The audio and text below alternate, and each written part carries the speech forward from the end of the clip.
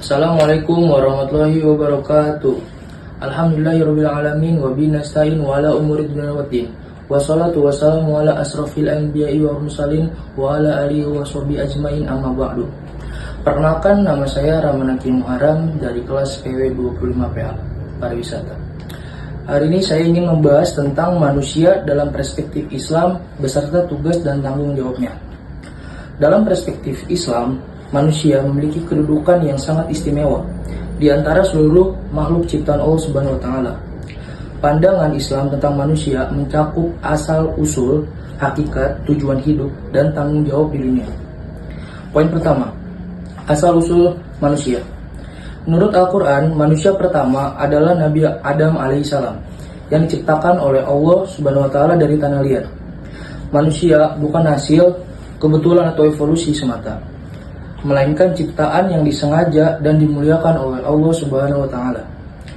Poin kedua, hakikat manusia. Islam memandang manusia sebagai makhluk jasmani dan ruhani. Jasmani yaitu materi, berasal dari tanah dan bersifat fana.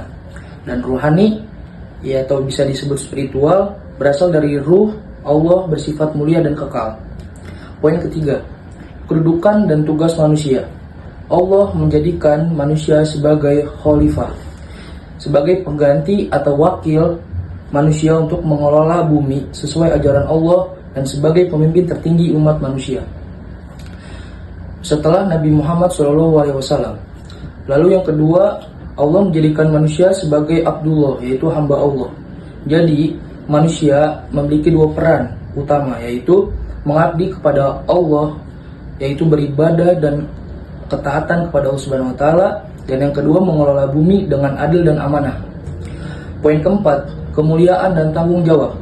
Manusia dimuliakan karena diberi akal sehat dan ilmu untuk berpikir, kehendak bebas ikhtiar untuk memilih hati nurani dan membedakan baik dan yang buruk, dan sudah tercatat dalam Al-Quran, dan sesungguhnya kami telah memuliakan anak Adam. Quran Surat Al-Isra ayat 70. Namun kemuliaan ini juga membawa tanggung jawab dan moral dan spiritual manusia. Akan dimintai pertanggungjawaban atas segala perbuatannya di akhirat. Poin kelima, tujuan hidup manusia.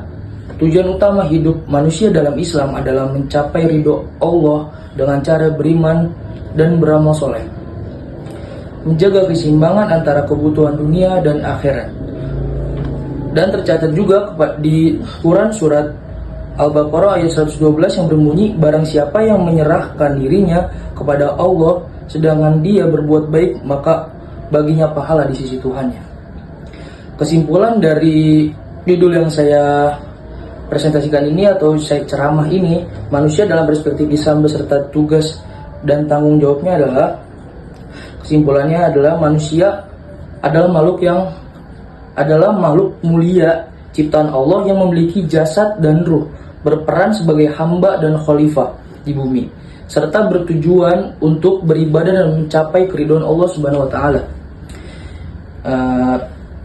Mungkin itu saja untuk ceramah saya. Ada yang ingin ditanyakan?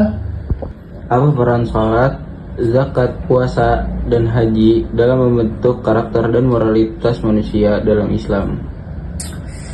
Untuk menjawab pertanyaannya dengan singkat dan jelas tentang peran sholat, puasa, zakat, haji dalam membentuk karakter dan moralitas dalam Islam, yaitu yang pertama ada sholat, meningkatkan kesadaran spiritual, disiplin diri, dan moralitas. Yang kedua ada puasa, meningkatkan pengendalian diri, empati, dan kesadaran spiritual. Yang ketiga zakat, meningkatkan kesadaran dan harta dan empati dan rasa peduli. Dan yang keempat haji, meningkatkan kesadaran spiritual dan kesadaran atau kesetaraan dan komitmen untuk menjalankan ajaran Islam. Dengan menjalankan ibadah-ibadah ini, manusia dapat membentuk karakter dan moralitas dengan baik, serta meningkatkan kesadaran spiritual dan hubungan oleh Allah Subhanahu wa taala. Sekian dari saya, mohon maaf jika ada kesalahan kata yang tidak berkenan. Sesungguhnya saya itu manusia, bukan nabi boy. Wabillahi taufiq wal hidayah. Wassalamualaikum warahmatullahi wabarakatuh.